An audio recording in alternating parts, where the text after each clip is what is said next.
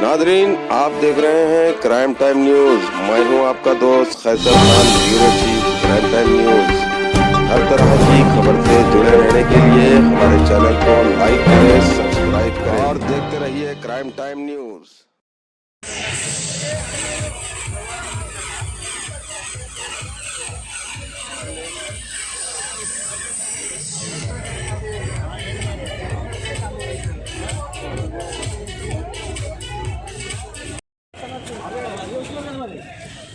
అన్న కొద్దిగా సైడ్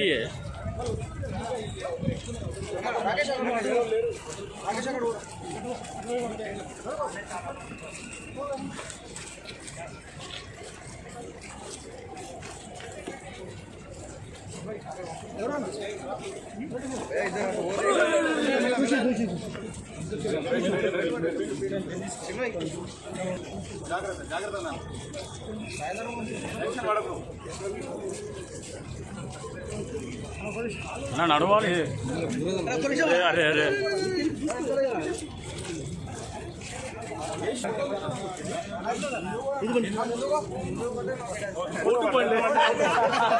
వచ్చాయి కొద్ది వెనకాలకు వచ్చాయి.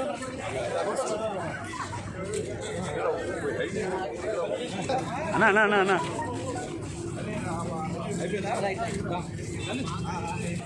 అన్నా సైడ్ రీ.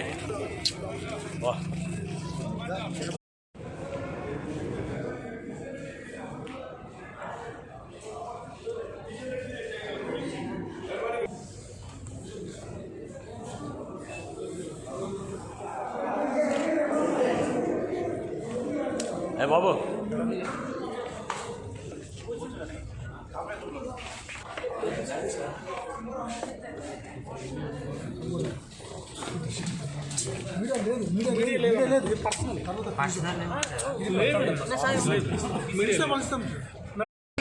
नरेंद्र मोदी सरकार तेलंगाना में एम्स हॉस्पिटल प्रारंभ किया है, मैं आपको बताना चाहता हूँ। वैसा ही आज मैं मंत्री जी को बताना चाहता हूँ, ये एम्स हॉस्पिटल जो है बीबी नगर में काम शुरू हो गया। आने वाले दिन में इसके लिए लगभग 1200 करोड़ रुपए केंद्र सरकार ने తప్పకుండా కార్మికులకు ఈ రోజు మరి ఆదాయం పన్ను మినహాయింపు కూడా చాలా తగ్గించడం జరిగింది.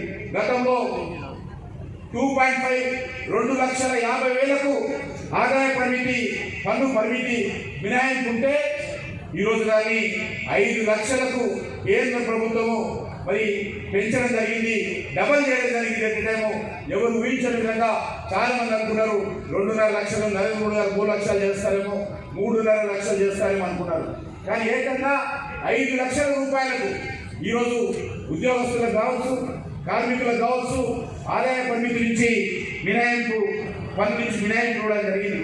అదేవిధంగా కనీస వేతనాలు 47% కనీస వేతనాలను కేంద్ర ప్రభుత్వం పెంచిన విషయాన్ని కూడా ఈ సందర్భంగా మనం చేస్తా ఉన్నాను. అదేవిధంగా పబ్లిక్ సెక్టార్లో పనిచేసేటువంటి కాంట్రాక్ట్ కార్మికులకు కనీస వేతనంగా 13,600 రూపాయలు కేంద్ర ప్రభుత్వము మినిమం వేజెస్ ఇంప్లిమెంట్ చేస్తుందని ఈ సందర్భంగా మనం చేస్తా ఉన్నాను. అదేవిధంగా ఈరోజు మరి వెటర్నరీ యాక్ట్ నరేంద్ర మోడీ గారి ప్రభుత్వము మహిళల కోసం దేశంలో ప్రపంచంలో ఎక్కడ లేని విధంగా అద్భుతమైనటువంటి నిర్ణయాన్ని తీసుకోవడం జరిగింది. గతంలో ఎవరైనా వెటర్నరీ లీవ్ మహిళా కార్మికులకు, మహిళా ఉద్యోగస్తులకు కావాలంటే 12 వారాలు మాత్రమే ఉండేది. దాని గత సంవత్సరము దత్తాత్రేయ గారు కేంద్ర మంత్రిగా ఉన్నప్పుడు ఈ హాస్పిటల్ కానీ ఈ యొక్క కీలకమైన నిర్ణయం కానీ తీసుకోవడం జరిగింది. 12 వారాల నుంచి 26 వారాలకు చర్యలు తీసుకోవడం జరుగుతూ ఉంది. అందుకే నేను ఈ సందర్భంగా మరి అసంఘటిత కార్మికుల కోసము ఈరోజు కేంద్ర ప్రభుత్వము ప్రధానమంత్రి శ్రమయోగి మన్ధన్ పేరు మీద అనేక రకాల పెన్షన్ मैं स्टेट गवर्नमेंट ऑफिशियल से भी मैं अनुरोध करना चाहता हूँ, हमारे सेंट्रल गवर्नमेंट के ESI ऐसी के ऑफिसर्स भी अनुरोध करना चाहता हूँ, जो प्रपोजल्स तेलंगाना में पेंडिंग है, तेलंगाना में लैंड के कारण हो, अलग अलग समस्या के कारण कुछ प्रपोजल्स पेंडिंग है, उस प्रपोजल को जितना जल्दी हो सकते उतना जल्दी मंजूर करके काम शुरू करना चाहिए। मैं स्टेट गवर्नमेंट ऑफिसर से भी अनुरोध करना चाहता हूँ, अलग अलग जगह ये से మంత్రి గారు కాబట్టి మీలాగా సామాన్యమైనటువంటి కార్మికులని నేను మీకు ఉదయపూర్వకంగా మనం చేస్తాను. అయితే నాకు చాలా సంతోషం ఉంది ఇవాళ, ఎందుకంటే మెడికల్ కాలేజ్ నేను లేబర్ మినిస్టర్ అయిన వెంటనే ఈ మెడికల్ కాలేజ్ చంద్రశేఖరరావు గారు నన్ను మంత్రి అయినందుకు నన్ను సన్మానించినప్పుడు నేను చంద్రశేఖరరావు గారికి చెప్పాను, మా ముఖ్యమంత్రి తెలంగాణ ముఖ్యమంత్రి గారికి ఏమంటే, నేను మంత్రిని కాబట్టి మీకు ఈ సనత్ నగర్ మెడికల్ కాలేజ్ దాదాపుగా 1200 కోట్ల రూపాయలతో కట్టినటువంటి ఈ మెడికల్ కాలేజ్ను తెలంగాణకు గిఫ్ట్ ఇస్తానని చెప్పి నేను ముఖ్యమంత్రి గారికి చెప్పాను. కానీ తీసుకోలేకపోయాను, తెలంగాణ ప్రభుత్వం తీసుకోలేదు. उपस्थित केंद्रीय मंत्रिपरिषद में हमारे सहयोगी भाई श्री जी किशन रेड्डी जी,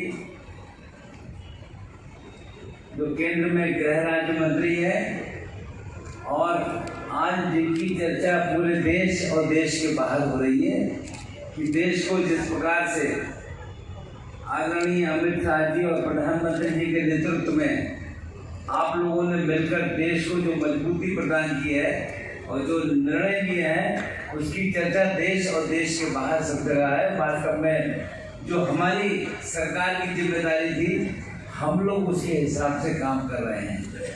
मंच पर उपस्थित आंध्र के आदरणीय मंत्री जी श्रम विभाग के और ओपीडी के नए ब्लॉक के शिलान्यास के कार्यक्रम के लिए यहाँ पर आपके बीच में है। जैसा हमारी जानकारी में आया है,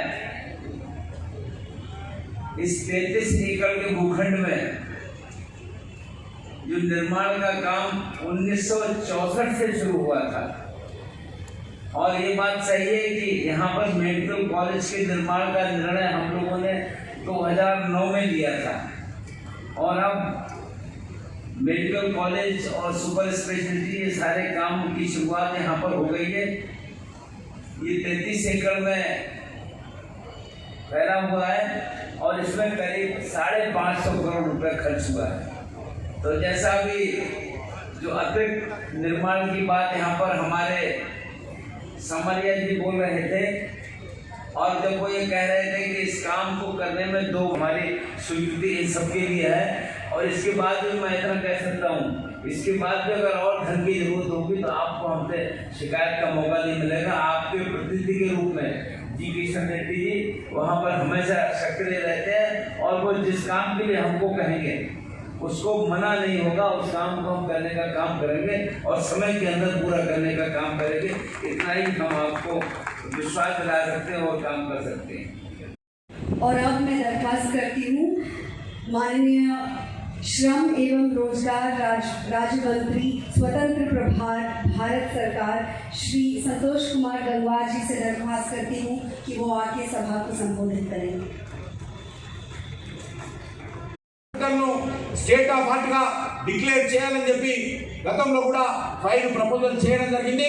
కాబట్టి मैं अनुरोध करता हूं, मैं संतोष जी को आज स्टेट ऑफ आर्ट का इस सेंटर को घोषणा करने के लिए, क्योंकि हमारे ऑफिसर्स तैयार है, हमारा डॉक्टर्स तैयार है, हमारा कर्मचारी तैयार है, बैठे से हमारा स्टूडेंट्स भी तैयार है मेहनत करने के लिए स्टेट ऑफ आर्ट को जो घोषणा करे। तो और अब मैं दरख्वास्त करती हूँ माननीय श्रम एवं रोजगार राज्य मंत्री स्वतंत्र प्रभार भारत सरकार श्री संतोष कुमार गंगवार जी से दरख्वास्त करती हूँ कि वो आके सभा को संबोधित करेंगे। मैं स्टेट गवर्नमेंट ऑफिशियल से भी मैं अनुरोध करना चाहता हूँ, हमारे सेंट्रल गवर्नमेंट के ऐसी के ऑफिसर्स भी अनुरोध करना चाहता हूँ, जो प्रपोजल्स तेलंगाना में पेंडिंग है, तेलंगाना में लैंड के कारण हो, अलग अलग समस्या के कारण कुछ प्रपोजल्स पेंडिंग है, उस प्रपोजल को जितना जल्दी हो सकते उतना जल्दी मंजूर करके काम शुरू करना चाहिए। मैं स्टेट गवर्नमेंट ऑफिसर से भी अनुरोध करना चाहता हूँ, अलग अलग जगह ये से